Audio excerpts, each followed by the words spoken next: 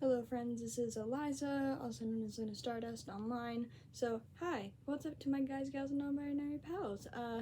I don't know how to do intros, but that's okay. So, what we're focusing on today is my wonderful friend decided to film me while I was watching one of the shows that I focus a lot on, Teenage Mutant Ninja Turtles. This is the 2018 version, also known as the Rise of the Teenage Mutant Ninja Turtles, but he thought it would be funny for me to react to me watching this particular episode for the, 1,000th time. And this was just my pure reaction. I wasn't masking, I wasn't pretending. All of this was just what it normally feels like to watch an episode. So, if the camera work sucks, you can blame my friend Thomas, but but anyway, here we go. Like, he is being so sweet, he's just patiently waiting. He's just like, okay, let's see what happens. Also, let's appreciate for a second that she actually attempted with the lower third, or with the like, thing of thirds, because she does do the lower third later, but she... Okay, so that is partially because I am a journalism major, so I get excited seeing details like that, especially in a show that is extremely comedically driven, and I'll put up a graphic so you can see what I'm seeing for this earlier piece, because this earlier piece isn't framed up super well. Sorry, but but I notice all the little details about it and I start talking about it, even if it feels like it's just to myself, and that is info dumping. So info dumping is basically just, I get super excited about something and I have to tell other people this information, and I tell it in bulk, and I just go for it. So that's what that is. does attempt it. Clearly she's learning how to do the filmography for the first time, which does make sense because then she goes into journalism actually in the movie, but I really like that little detail. It's so cute. See, look, lower thirds. Well, it started 6 years ago. We got swept up in the water bottle challenge. Also, really good cold open.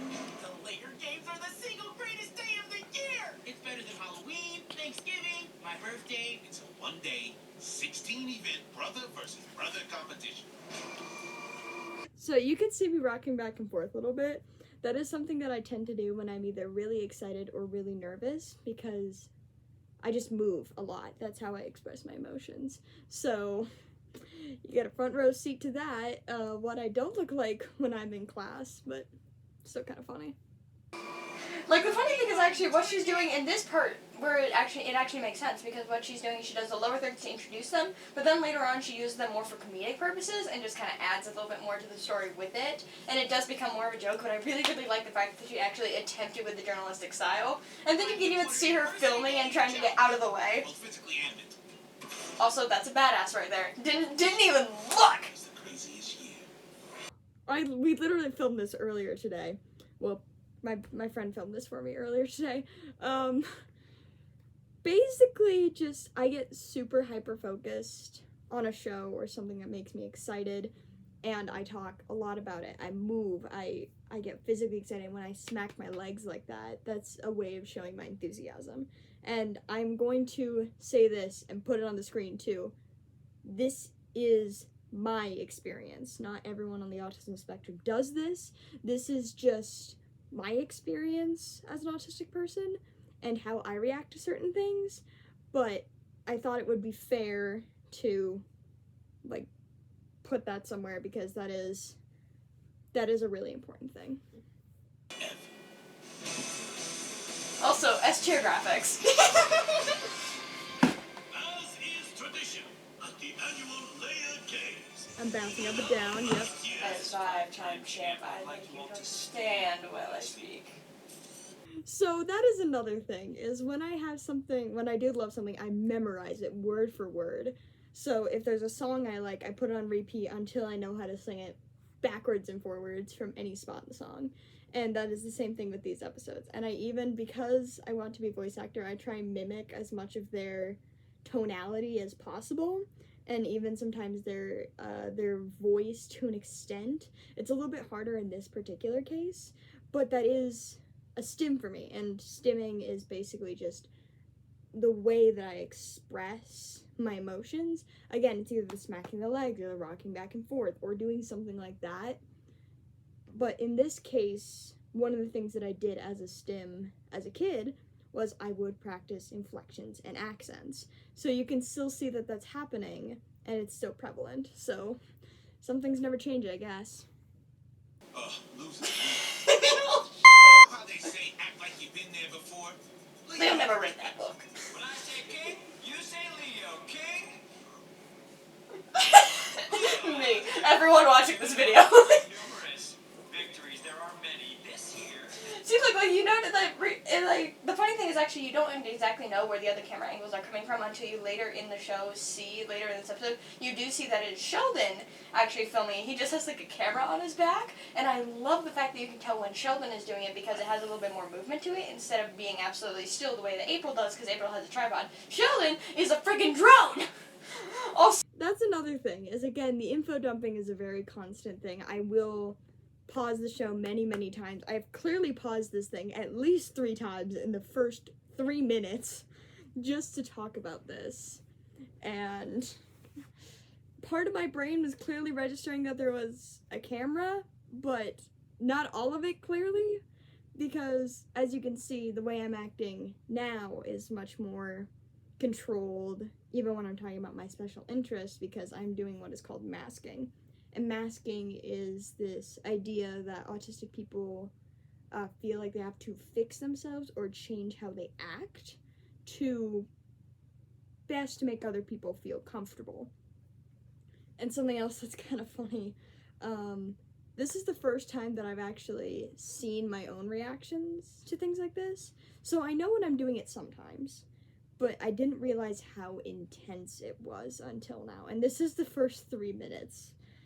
This is an 11-minute episode, and it's a lot longer than that.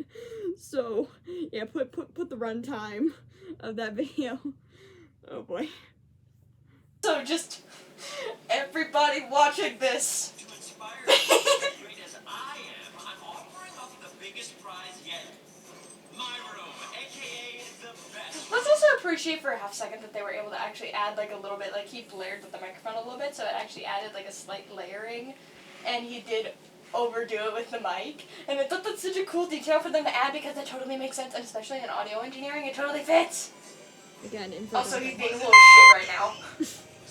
I swear a lot when I get excited. Something to love. Man, we were just tired of losing, and no one lost worse than Donnie. So I'm gonna start with this, again, another preface. Donatello in this version of the Teenage Mutant Ninja Turtles, played by Josh Brenner, is written as autistic. Like, it was confirmed by writer Ron Corsello, that he was written by neurodivergent writers and written to be autistic and to be interpreted as autistic.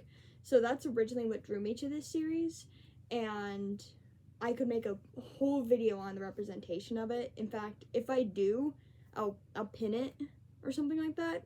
But if you want a really good video about it, Skulltrot makes a fantastic video talking about the representation in this show, and I will definitely be putting a link to that at the end of this video. And they absolutely crushed it, and I think they are, I don't want to say more qualified, but they understand how to explain it a lot better than I do.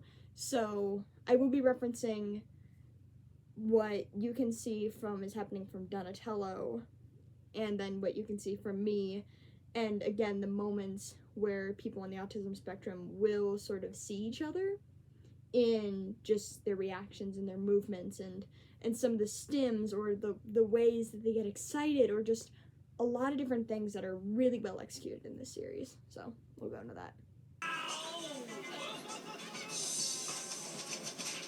Man tries. Man is me. No coordination. Actually, that is another thing. People on the autism spectrum do tend to have slightly worse motor skills than others, so they can't be as, like, coordinated. So they can't do some of the same things. Like, it took me years to be able to learn how to tie my shoes, because that was something that it didn't work for me. I couldn't figure out the pattern, and it drove my family and me crazy. But that was just something that it took a little while to learn. But once I learned it, then problem solved. Now I have Velcro shoes, so it doesn't matter. Also, that weapon is made out of high-grade titanium. What is the watermelon made of? No one wanted to let Leo chunk them again this year. Yeah. And it is ready for war. Why does Raph look so damn unhinged? Gentlemen, reporting to you live on the scene from our first event, the Handstand Hill Bomb. You can still see me rocking back and forth. That never stops. It looks like someone has separated themselves from the You can even see Sheldon in some of the shots for it, and I love it. Yep. I knew I shouldn't have bet on red. I may be bald. They call me the hair because I smoke tortoises. I try so hard to Such a little say shit. I can't believe it. This is unprecedented. Second place, huh? What's that feel like? Nardo, please don't. Because I only get first. Dabs away. Second, baby. Donnie got second, and I was like, Okay, also, I just realized something. The way that she actually has it framed, she has one in the middle, one on the right, one on the left. And the one for Donnie actually fits the best because it does have the bust of him on the right, which is something that he would totally make her put into the frame because he's so proud of it, and I absolutely love that so much. So that's another thing. When I info dump, I talk really fast, like way too fast.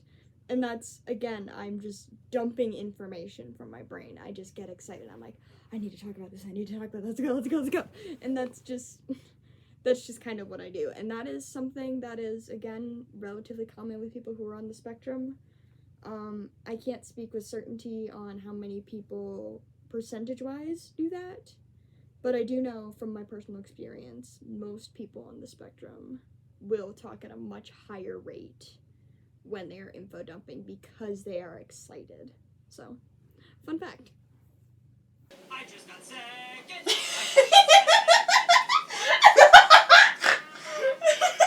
This man is a child and I love him. And Mikey did his best. And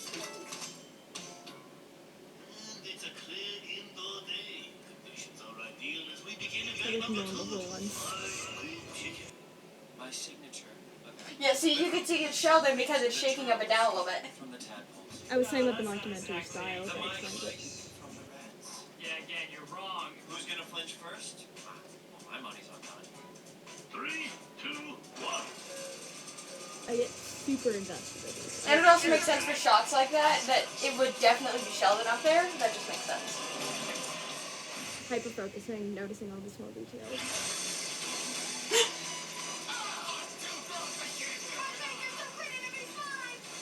See, there he is. See, he's filming. He's doing such a good job getting all his angles. You first, brother. Imagine having a sentient drone that would actually, like, shoot stuff for you like that. Oh my god. Blues out. Purple win. Yes! I won! Who wears gloves to read his comics got gooped. Literally? So, something else about that little disgusted noise that I made, it was because I have sensory and, like, texture issues. So, like, I have safe textures, like, so a lot of my shirts are safe textures, a lot of my jackets, and then some pairs of pants can be a little bit iffy for me, so I have to be very specific. But one of the things that just immediately made me feel uncomfortable was thinking about the texture of that toxic, goopy, exactly, I just did it right there. But, like, thinking about that texture is just enough to make me no. And, again, something else that happens in that show, that Donatello also has a problem with textures like that. And that just made it hurt more. But yeah, so, more fun stuff. I don't know where this is going. I forgot half of what I did. The taste of victory was horrible. But figuratively. Nom nom nom nom nom. I love this man. It was then I knew we were witnessing history. Still rocking back and forth. Won 3 in a row. Okay, but look, his eyes are lit up. He's starting to do this little happy flappy thing, and I absolutely love it because I relate to that so hard. And then he's I mean, clearly I relate to it hard as I did it, getting excited talking about it. But again, that movement is a way that we process our excitement and enthusiasm.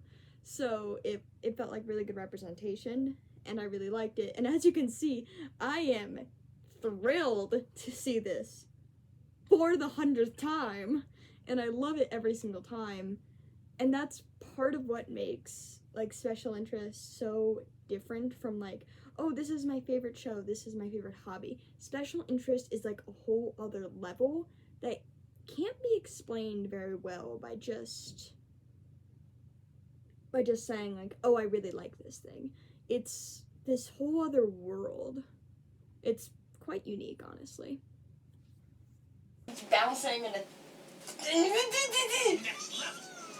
I also make weird noises. he's being so sweet. And his coordination somehow is working. Wasn't going down without a fight.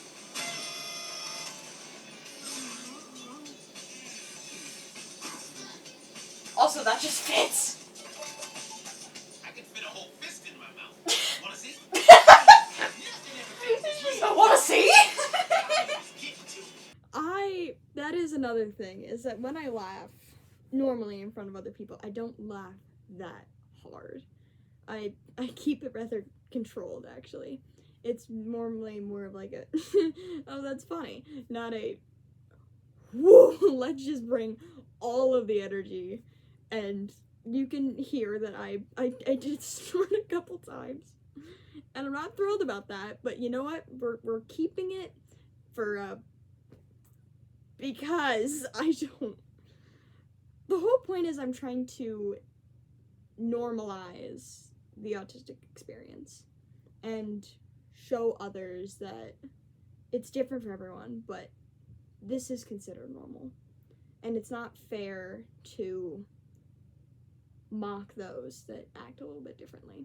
So that's kind of the whole point of this, is I'm trying to desensitize the topic if I can and make it more relatable for people.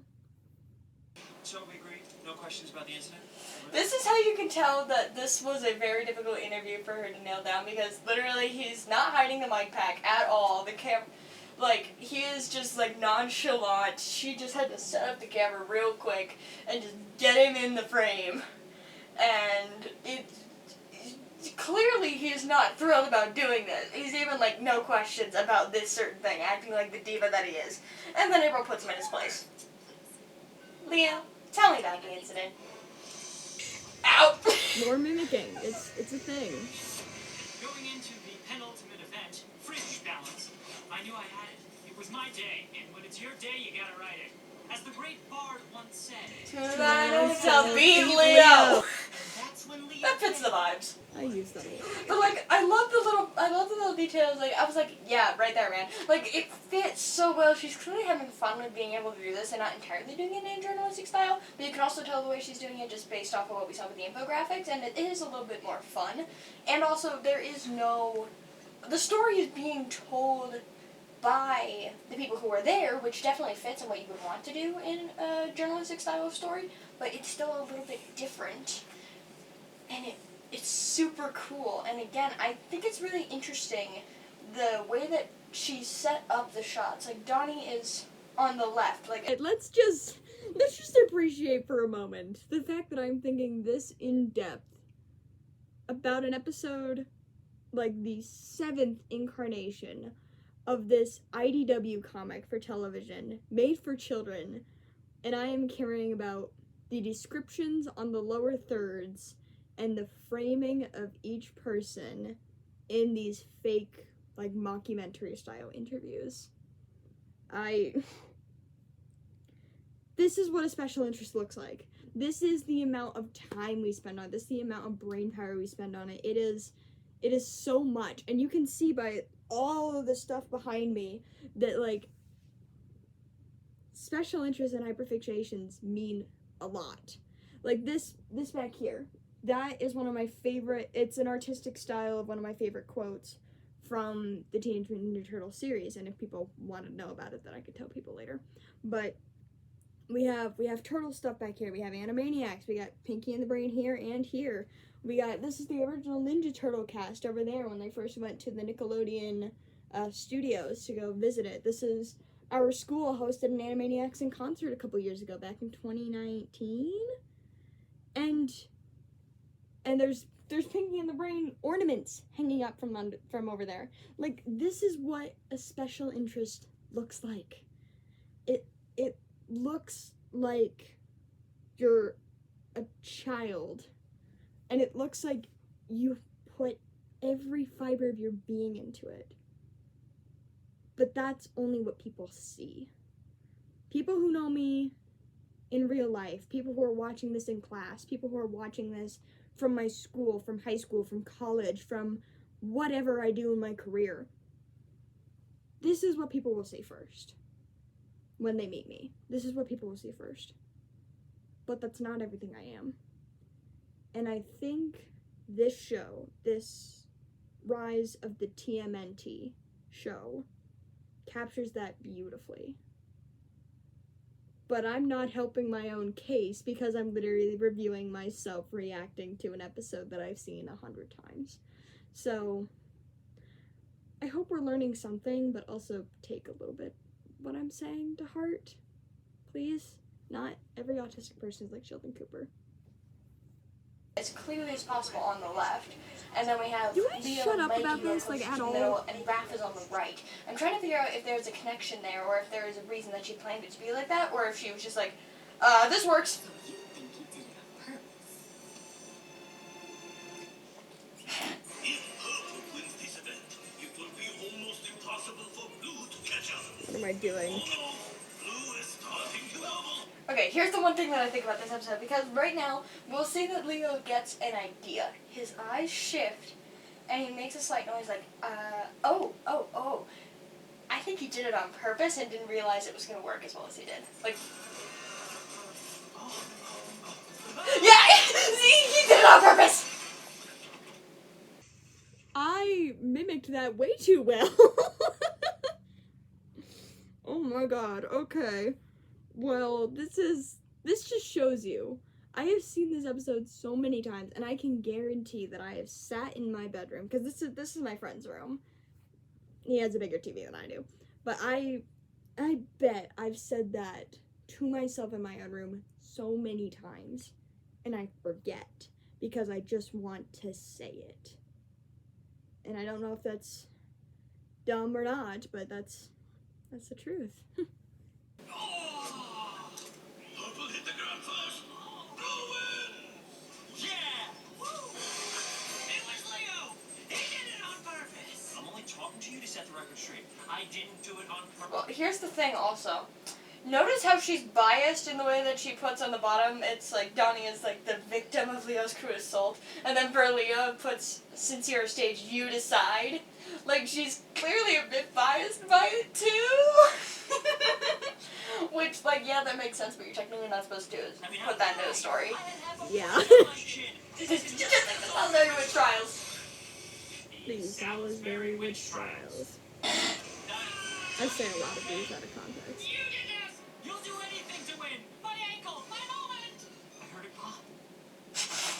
See, traumatic attack. She knows. I could probably say this entire episode word for word.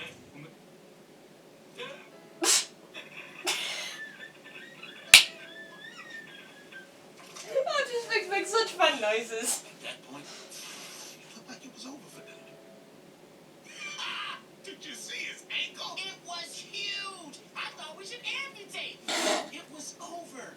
I'm laughing at this because I love this episode. New year, same result. Another perfect 10 for Blue. And with Purple unable to bowl. Not so fast, my friend! I'm here, brother. Let's bowl. Also looks unhinged. I was like, This is such sibling energy. They're like, what? Also, dude, I don't know what you're thinking. That cat sure as hell ain't gonna fit in your shell. I bet you were scared, huh? Scared? There's not much else to explain, Isn't she honestly. scared of cold soup? No. Scared? That is the face of a man who just lied! Okay. My energy levels spike so hard when I'm in my special interest, and my tone changes so much. Like, people who know me know I have a relatively flat voice. It has some inflections, and most of them I just kind of have to like work with to try and seem normal, which, if that makes any sense. But here, everything is how I normally act.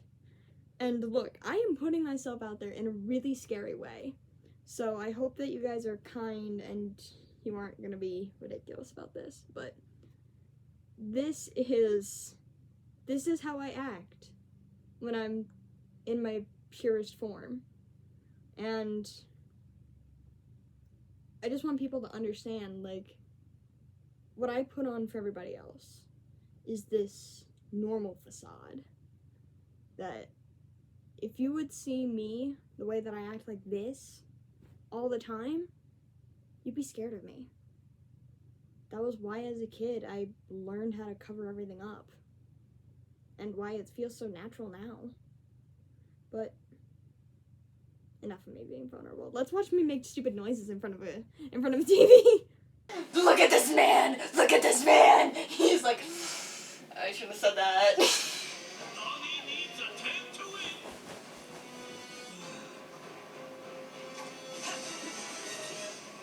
I knew he could do it.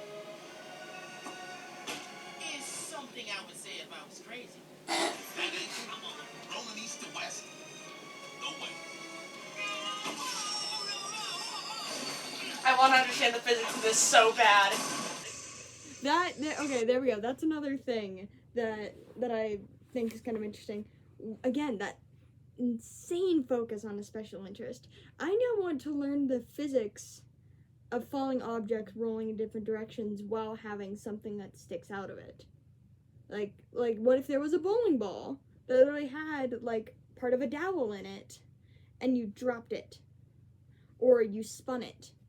Why would that work?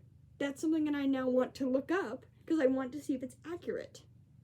Like, that is how hard this goes. Just so you know.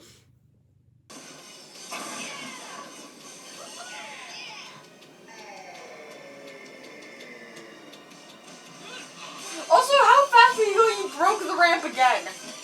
It's a 9. What? I think that means tied.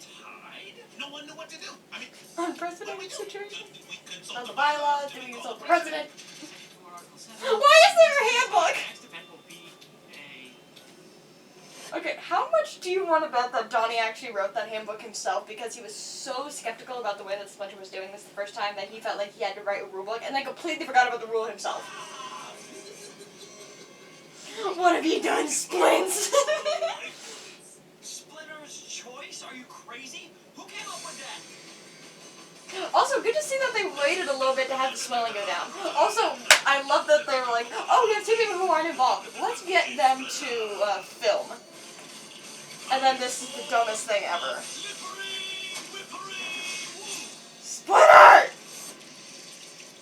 Ah! Ow.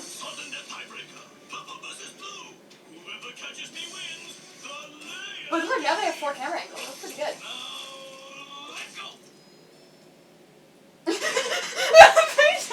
Hold on, and then I'm gonna win. Also, I think something that I think is also kind of interesting, the way that they actually, the 2 of them went for Splinter makes sense based off of their personality, because Leo would absolutely be the one that would stop the attack first, while Donnie would be the one that would stop the flight first. And I think that's really interesting that they actually had that fight or flight tactic involved in it, and it fits within their personality super duper well, and I think it's super intriguing. I also do this a lot with my hands occasionally. Whose camera did Leo take out? My guess is on Raph.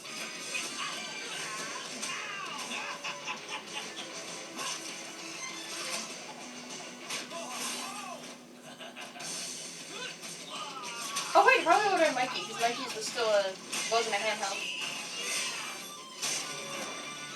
And then she's just like, nope, let's go up the ladder. Let's go up this rope and film. You know how this ends, brother. Not today. You can't beat me. I'm the best there is, the best there was, and the best there ever will be. I started out a never Leo, but in the end, I was actually rooting for Donnie. You know what rhymes with second place? Leo's face! Looks so unhinged. Thanks for the room, bro. You know, a champion really needs his space. Champ, burn! Burn! Champ, burn! The way that he gets so physically excited is adorable. It makes me so happy. Exhibit A? A better question would be, I don't know, A15? did I really lose?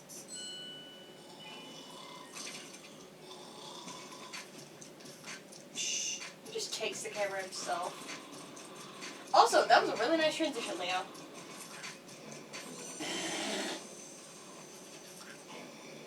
This.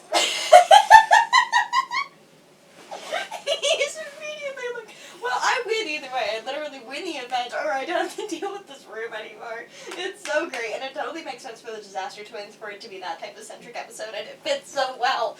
Oh my god, I love it so much. I want to watch another one. For the rest of this, I just get excited. But, I mean, I am sharing this and being extraordinarily vulnerable about this because there are very few people that I actually trust with this. And now I'm putting it on the internet. But my love for my special interests, for cartoons, and particularly the shows that are behind me, it's really different from how I would say normal people react to it. Because it just is. I don't know if there is an emotional connection or some kind of chemical imbalance, but it's really different. And I want people to know that it's important. And the funniest part, this guy right here, his name is Rob Paulson. He was the voice director for that show. And he is my hero. He's also Donatello in my favorite version of the Teenage Mutant Ninja Turtles, the 2012 version, and is Raphael in the original series. Everything my special interests are connected. And he's the main connection point. Almost everything that I adore has been connected through him. Because my first special interest was voice acting. And that's what I want to get into. And it's important to me. And I love it, and cartoons are a big part of that. And I took this class that I'm making this for to learn how to tell these kinds of stories, these real stories, these personal pieces in so many different ways that people will really listen. But I'll get off my soapbox now. Alright guys, gals, non-binary pals, stay frosty. Other ice pun.